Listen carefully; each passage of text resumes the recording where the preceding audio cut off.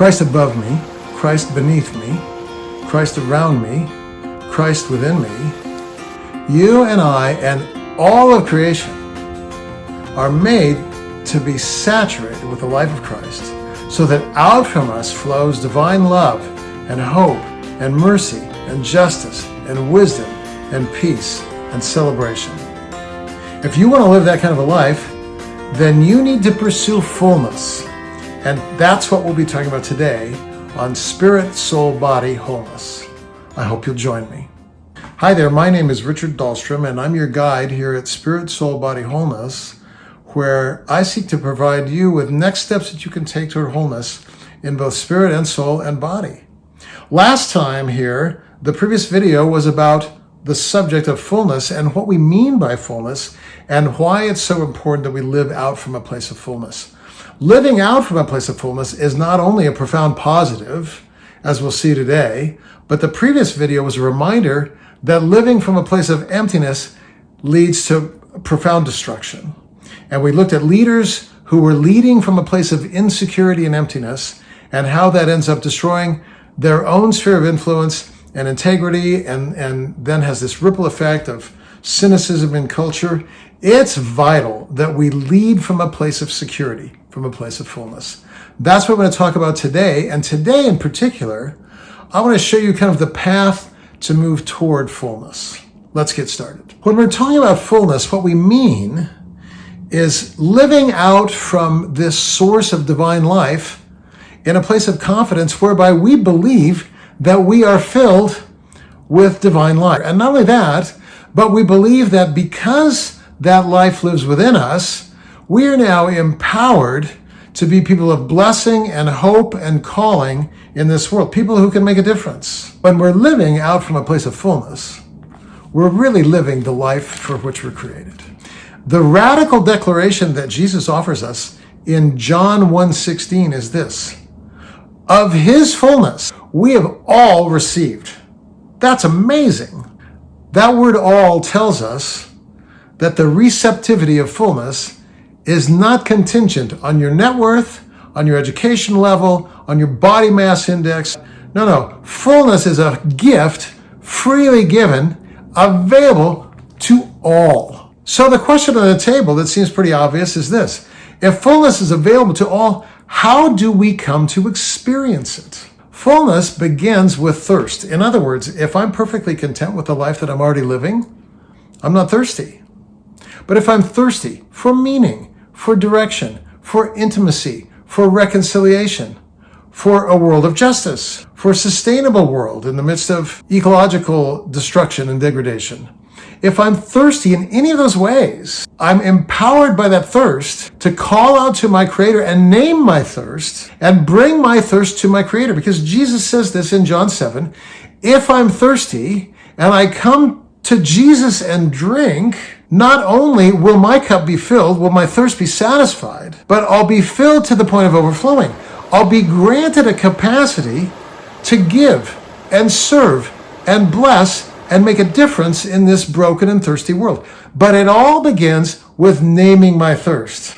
So if I'm convinced that I'm, okay, then I'm not thirsty. If I'm not thirsty, I'm not drinking. And if I'm not drinking, I'm not receiving. And if I'm not receiving, I'm not overflowing. And I can be quote unquote content by defining myself with layers of ego. I'm content because I'm rich. I'm content because I do CrossFit. Those contentments can actually become impediments to thirst. Dig deeper, name your thirst, come to Christ, receive and drink from that cup, and you'll begin to discover fullness. How do I come to experience that fullness? We begin with meditation. Meditation simply means to chew on something over and over again. There are other videos here at Spirit, Soul, Body, Wholeness about meditation. But for the moment, I just want you to know this. In the scriptures, we're told that our capacity to be fruitful people, to be people who are able to make a difference in this world and bless others, that capacity is tied to meditation. Read Psalm 1, you'll discover it. Read Joshua 1, you'll discover it. So, how do we meditate? Well, I'm encouraging you to do a fullness meditation, which I actually call a saturation meditation. And it's important that we come to believe in our whole being, spirit and soul and body, that we're filled with Christ. And so the way we do that is we begin this practice of meditation, which is a daily practice of reminding ourselves of what is true by chewing on it over and over again, because chewing on something over and over again is really what meditation means.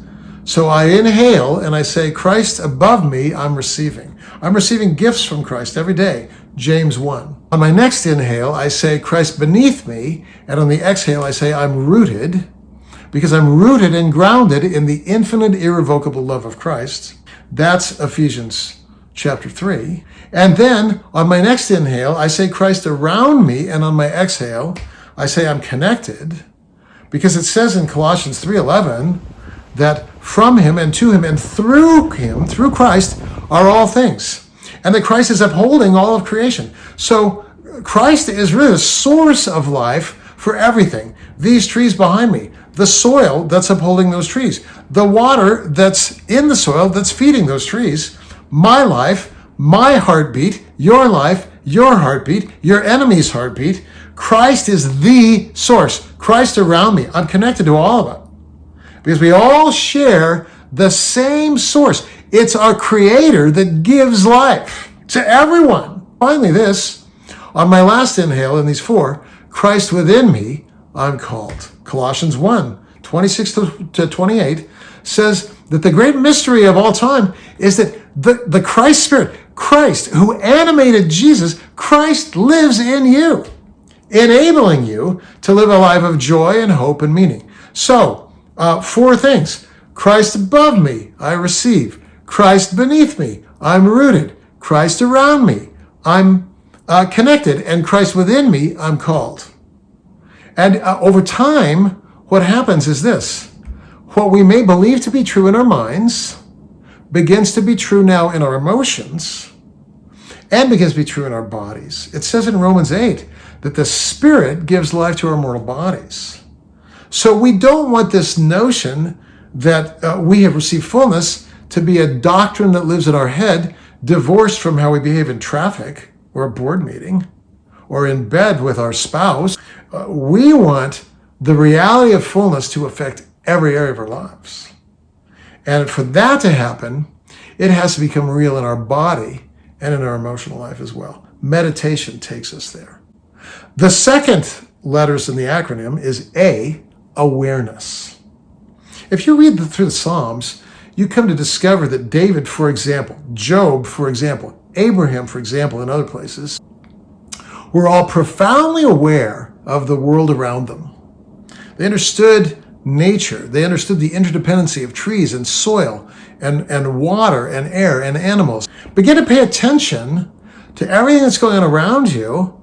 And the best practice to enable you to pay attention is the practice of gratitude. In my journal, I every day try and offer a word or sentence of gratitude.